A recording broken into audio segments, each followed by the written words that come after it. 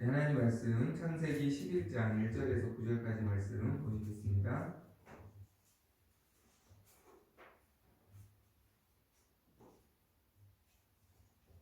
한 절씩 교독합니다. 온 땅에 언어가 하나요 말이 하나였더라. 이에 그들이 동방으로 옮기다가 신할 평지를 만나 거기 거류하며 서로 말하되 자 벽돌을 만들어 견고히 굽자하고 이에 벽돌로 돌을 대신하며 역청으로 진흙을 대신하고 또 말하되 자 성읍과 탑을 건설하여 그 탑 꼭대기를 하늘에 닿게 하여 우리 이름을 내고 온 지면에 흩어짐을 면하자 하였더니 여호와께서 사람들이 건설하는 그 성읍과 탑을 보려고 내려오셨더라. 여호와께서 이르시되 이 무리가 한 족속이요 언어도 하나이므로 이같이 시작하였으니 이후로는 그 하고자 하는 일을 막을 수 없으리로다. 자 우리가 내려가서 거기서 그들의 언어를 혼잡하게 하여 그들이 서로 알아듣지 못하게 하자 하시고 여호와께서 거기서 그들을 온 지면을 흩으셨으므로 그들이 그 도시를 건설하기를 그쳤더라. 읽겠습니다. 그러므로 그 이름을 바벨이라니 이는 여호와께서 거기서 온 땅의 언어를 혼잡하게 하셨습니다. 여호와께서 거기서 그들을 온 지면에 흩으셨더라. 아멘. 창세기 10장은 노아의 아들들의 족보를 우리에게 설명하고 있고 그들이 어떠한 지역의 조상이 되었는지 온 인류의 어떠한 지역으로 흩어져서 종족을 이루고 민족을 이루어서 온 인류의 조상이 되었는지를 자세하게 설명을 하고 있습니다. 간단히 말씀드리면 야벳 족속은 창세기 10장에 보면 메대 지역에서 지중해 전체 해안과 스페인까지 퍼져 해안에 사는 그런 민족과 종족이 되었고 함 족속은 애굽을 중심으로 해서 아프리카와 갑돌과 라마라는 아라비아 남단과 가나안 지역에 흩어져서 살게 되었고 그들의 종족을 이루게 되었고 그리고 셈 족속은 메소포타미아 지역과 아라비아 지역에 퍼져서 살게 되었고 그 민족들의 조상이 되었다라고 성경은 분명히 10장에서 우리에게 말씀하고 있습니다. 그런데 오늘 11장에서는 노아의 아들들이 처음부터 그렇게 흩어져서 살지 않았다. 어떠한 계기가 있어서 그 계기로 인해서 그들이 온 세계에 흩어져서 종족을 이루고 또 각기 다른 언어를 쓰는 여러 민족이 되었다라는 그 계기의 사건에 대해서 오늘 11장은 우리에게 이야기합니다. 그것은 단순하게 한마디로 말하면 바벨탑을 그들이 하나님을 대적하는 바벨탑을 쌓았고 하나님께서 그들의 언어를 혼잡하게 하셔서 그들이 결국 그 언어에 혼잡하게 하신 하나님의 어떤 징계를 받고 그들이 여러 세계에 흩어져서 지금의 인류를 이루었다라고 11장에서는 우리에게 소개하고 있죠. 사실은 하나님은 노아 아들들에게 온 땅에 충만하라. 그러니까 이미 노아 아들들에게 은혜를 주시면서 그들에게 복을 주시면서 너희가 온 땅에 흩어져서 살라라고 이미 말씀하셨는데 그 말씀에 순종해서 처음부터 흩어져서 산 것이 아니라 오히려 한 곳에 모여서 하나님을 대적하는 바벨탑을 쌓았는데 하나님이 강제로 그들을 흩으셔서 그들의 언어를 흩으셔서 그들이 지금의 인류의 모습으로 조상이 되었다라고 우리에게 말씀하고 있는 것이죠. 우리가 여기서 생각해 볼 수 있는 것은 하나님은 우리가 불순종할지라도 그분의 뜻을 반드시 이루시는 분인 줄 믿습니다. 우리의 어떤 불순종과 순종과 상관없이 그분은 그분의 뜻과 계획을 반드시 이루시는 분이라는 것이에요. 그러나 중요한 것은 우리가 하나님 말씀에 순종함으로 하나님이 주신 축복과 은혜 가운데 그분의 영광에 동참하는 그러한 순종으로 나아갈지 아니면 오늘 11장에서 나타나는 것처럼 노아의 자손들의 그 모습처럼 징계를 받고 또 하나님의 어떠한 심판을 받고 에너지와 시간을 많이 낭비하여 후회를 한 채 그렇게 징계를 통하여서 순종하게 될지 그것을 우리에게 선택하라고 오늘 말씀하시는 본문이라는 것이죠.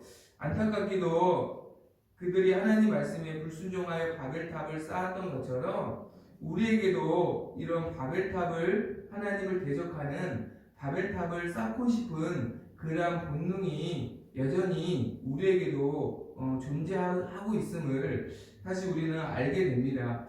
그들의 모습을 통하여서 내 안에 있는 나의 어떤 바벨탑은 혹시 쌓여져 가고 있는 바벨탑이 있지 않는지 우리가 한번 점검하고 돌아보는 시간이 되었으면 좋겠습니다. 먼저 그들이 바벨탑을 쌓게 된 그런 동기, 그런 어떤 계기를 한번 살펴보길 원하는데요.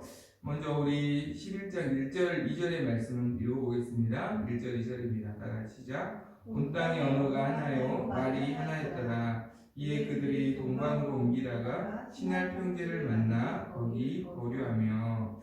자, 오늘 말씀을 보니까 그들이 원래 노아와 그 자손들은 그들이 정착했던 곳은 노아의 방주가 머물렀던 아라랏산 근처였어요. 그러나 그 아라랏산 근처에서 아라랏산 동쪽으로 이들이 2절에 보니까 집단적으로 이동을 하였다라고 말합니다. 동쪽으로 이동했다. 왜 동쪽으로 이동했을까? 하나님 말씀에 온 땅에 충만하라 이 말씀에 순종하기 위해서 가는 길이었을까? 그렇게 저는 생각하지 않습니다. 그 이유는 만약에 순종해서 흩어지기 위해서 잠깐 함께 가는 길이었다면 이후에 그들의 삶의 모습도 말씀을 따르는 모습이 나와야겠죠. 그러나 이후에 그들은 함께 모여서 하나님을 대적하죠. 바벨탑을 쌓으면서. 그러니까 이들이 지금 함께 모여서 동쪽으로 간 것은 순종하기 위해서기라보다는 그와는 정반대로 하나님의 얼굴을 피하여서 동쪽으로 집단적이고 조직적으로 동쪽으로 함께 이동하였다라고 생각이 들어져요. 왜 그러냐면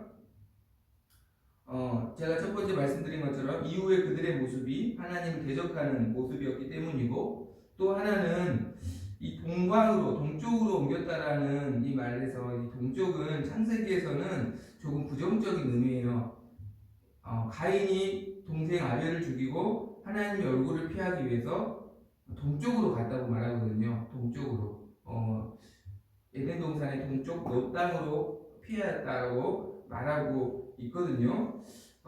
그리고 또 하나의 근거가 뭐냐면 5절에 보니까 분명히 하나님은 이들과 함께 하기를 원하시는데 5절에 보니까 하나님이 이들을 보기 위해서 내려오셨다라고 말해요. 그렇죠? 그러니까 하나님이 함께 하지 않으셨다라는 거죠. 왜요? 그들이 하나님의 얼굴을 피하고 싶어 했기 때문에 하나님이 함께 하실 수가 없었다라고 이렇게 생각이 들어져요. 왜냐하면 하나님 여호와라는 이름은 그 백성의 하나님이라는 뜻인데, 하나님이 이 노아의 자손들을 향하여서 내 백성이라고 말씀하지 못하시고 6절에 보니 이 무리다라고 말씀하시죠. 무리다. 그러니까 하나님과 이들과의 관계가 지금 멀어져 있다라는 것을 사실은 알 수가 있는 것이죠.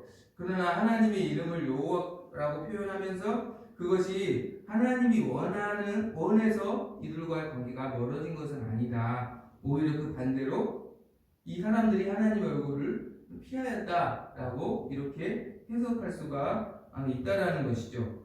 왜 이들은 하나님의 얼굴을 피하여서 동쪽으로 가기 원했을까? 언제 이들이 하나님의 얼굴을 또 하나님을 피하고 싶은 마음이 들었을까? 이들이 바벨탑을 쌓은 시기가 몇 년도인지 정확히 알 수 없지만 10장 25절에 보면 셈의 자손인 벨렉이 태어날 때라고 설명하고 있습니다. 벨렉이라고 하였으니 그때 세상이 나뉘었으며, 세상이 나뉘었다라는 것은 종족으로 이제 흩어졌다라는 것이죠. 지금의 모습처럼. 그러니까 그들이 하나님께서 쌓은 바벨탑을 흩으시고 그들을 흩으신 그때가 벨렉이 태어났을 때다라고 말씀하고 있어요. 그런데 이 벨렉이 태어났을 때 가장 이들 가운데 영향력을 주었던 사람은 10장 8절 9절에서 등장하고 있는 니무롯이라는 사람입니다. 니무롯은 함의 자손이에요. 니무롯을 어떻게 소개하고 있냐면 세상의 첫 용사다 10장 8절에서 그렇게 소개하고 있고 9절에서 용감한 사냥꾼이다 라고 소개합니다. 용감한 사냥꾼, 그러니까 그때는 많은 짐승들이 있었을 거 아니에요. 그러나 그 짐승들이 때로는 사람보다 훨씬 큰 짐승들도 많잖아요. 그런데 아마 이 니무롯이라는 사람은 그 짐승을 잡는데 탁월한 기술을 가진 사람이었던 것 같아요. 그래서 많은 사람들을 그 짐승에게서 보호해주고 또 지켜주는 그 기술로 말미암아 명성을 얻게 되고 그리고 그로 말미암아 칭송을 받게 되었던 그런 사람이 아니었을까 그런 생각이 들어요. 그런데 생각을 해보면 이것을 긍정적으로 보면 단순히 사람들 보호해주고 지켜주고 여기에서 그쳤다면 그를 큰 첫 용사라고 말하진 않았을 것 같아요. 첫 용사라는 것은 사실은 전쟁과 좀 관련이 있는 단어거든요. 이스라엘 백성이 아니라 아담의 자손들이 홍수 심판을 받기 전에 두 가지의 큰 타락의 징조가 나타났다고 했잖아요. 하나는 하나님의 아들들과 사람의 딸들의 어떤 그런 성적인 타락, 그리고 또 하나는 전쟁. 이 두 가지가 결국은 이들을 극심하게 타락으로 이끌었고 하나님이 홍수 심판을 하실 수밖에 없었다라고 말씀하고 있는데 첫 용사라는 것은 홍수 심판이 끝나고 처음 등장한 용사라는 거예요. 그러니까 전쟁과 어떠한 그런 지배의 어떤 스타일을 가진 그런 리더십을 가진 그런 사람이 바로 니므롯이었다라고 말씀하고 있는 것이에요. 그러니까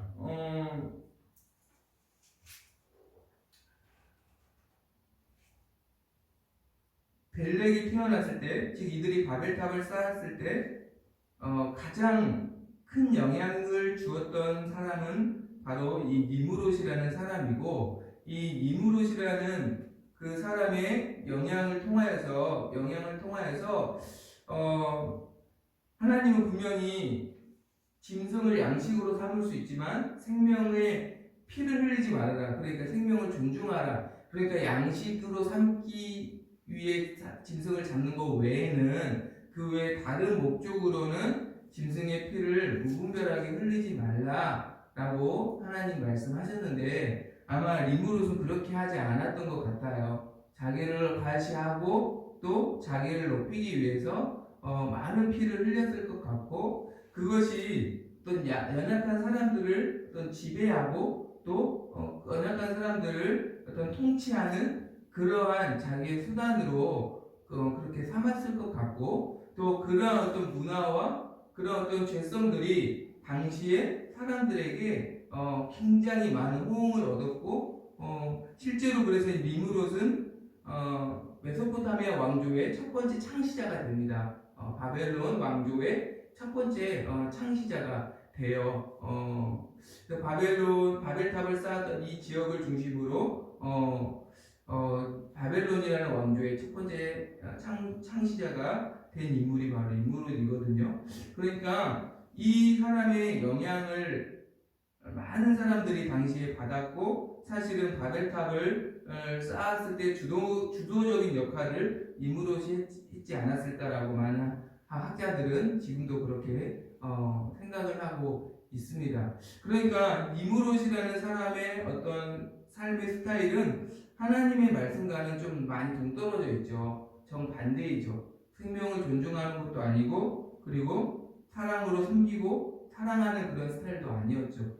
이미 많은 사람들이 이 니므롯의 영향을 받아서 어떤 죄의 영향 아래 있었고 그 죄의 영향 아래 있었던 사람들의 마음 가운데는 당연히 하나님을 피하고 싶은 그런 마음이 있었겠죠. 그런데 거기에서 우리가 하나님이 없어도 우리의 힘으로는 사람들이 잘 살 수 있어 라고 누군가가 바벨탑을 쌓자고 말을 했던 것이고, 그들이 그 본능을 따라서 결국 바벨탑을 쌓은 것입니다. 마찬가지로 우리에게도 우리가 어떠한 니무롯과 같이, 당대 사람이 영향을 받았던 니무롯과 같이 거대한 세상의 죄의 물결 가운데, 그것이 돈의 가치관이든 또 음란한 세상의 풍조이든 이 영향 아래 우리가 죄를 짓기도 하고 또 죄의 영향 아래 있을 때가 있어요. 그렇게 될 때 우리의 본능은 사실 하나님을 피하고 싶은 그런 마음이 듭니다. 또 하나님을 떠나고 싶은 그런 마음도 들기도 합니다. 그때 마귀가 우리에게 말하죠. 하나님을 피하여도 너는 잘 살 수 있다고, 너는 괜찮을 거라고 이렇게 이야기를 합니다. 중요한 것은 그 당대 사람들은 그 속삭임에 따라서 정말로 하나님을 떠났다라는 것이죠. 그리고 그것의 증거가 바로 바벨탑인 것이죠. 하나님이 없어도 살 수 있는 유토피아, 하나님의 도움을 받지 않아도 우리의 제국을 만들 수 있다는 어떤 증거인 것이 바로 바벨탑이라는 것입니다. 그러나 바벨이라는 이름은 혼란, 혼돈이라는 뜻이에요. 무슨 말이냐면 아무리 높이 탑을 쌓을지라도 거기에는 안식이 없다는 것이에요. 하나님이 없는 곳에는, 하나님을 떠난 곳에는 아무리 큰 성을 쌓아도 그 성 자체가 혼란이고 혼돈이라는 것이죠. 가인이 하나님을 떠나서 정착한 땅이 노시라는 땅입니다.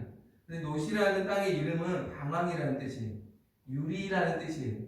그러니까 하나님을 떠나도 어디에서도 너희가 안식을 얻을 수 없다라는 것을 사실 하나님이 이 지명을 통해서, 이 탑의 이름을 통해서 우리에게 말씀하는 것이죠. 그들이 굳이 하늘까지 닿을 성과 탑을 쌓길 원했던 이유는 그것이 사실 그들의 두려움을 또한 반증하고 있는 것이에요. 더 높은 성을 쌓아야만 더 조금이라도 안식할 것 같은, 조금이라도 안심할 수 있을 것 같은 그런 두려움을 반증한다라고 말할 수 있다라는 것이죠. 그러나 아무리 높은 탑을 쌓아도 그들은 결국 안식을 얻지 못했다라는 것입니다. 오늘도 마찬가지입니다. 우리가 죄를 지을 때 사실은 하나님을 피하고 싶은 그런 마음이 들어요. 그때 마귀가 하나님을 피해도 너는 잘 살 수 있을 거야 라는 그 소리에 귀 기울이지 말고, 때로는 우리가 부족해도 연약해도 더 하나님을 가까이 찾을 수 있는 우리가 되기를 간절히 소망합니다. 하나님은 항상 우리를 기다리신 줄로 믿습니다. 내가 돌아가면 언제든지 내가 어떤 죄를 졌든지 하나님은 용서해 주시고 우리를 회복시켜 주실 줄 믿습니다. 저는 야곱이 생각이 났어요. 야곱은 참 실수가 많죠. 자기 열심이 많죠. 하나님을 앞설 때가 참 많은 사람이 야곱이었던 것 같아요. 하나님 말씀을 믿기보다는 자기 열심을 믿을 때가 많았던 사람이 야곱인 것 같은데, 그렇게 많은 실수를 했어도 야곱의 장점은 항상 결국 하나님께 돌아갔다라는 것. 결국은 나는 하나님께 돌아갔다라는 것이죠.